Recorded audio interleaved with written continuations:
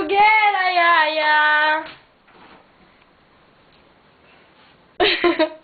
Vai saindo do banheiro. Mais aliviada agora. Porque você sabe, né, que quando a gente tem filho, a gente tá grávida, tipo, não suporta o...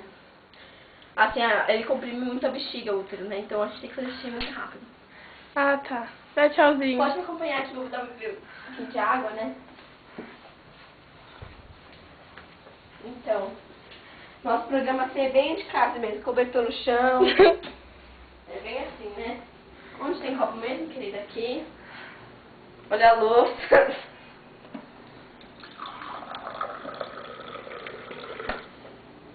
E o Sarão, você filma, não?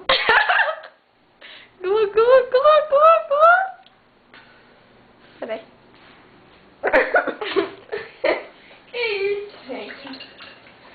Não, minha chapinha não! Minha chapinha não! Minha chapinha não!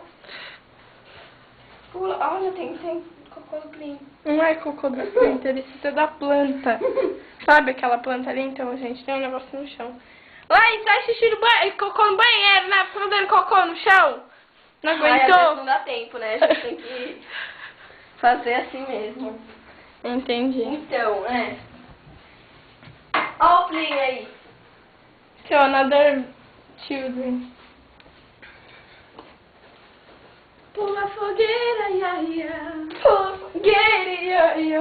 Cuidado para não se queimar.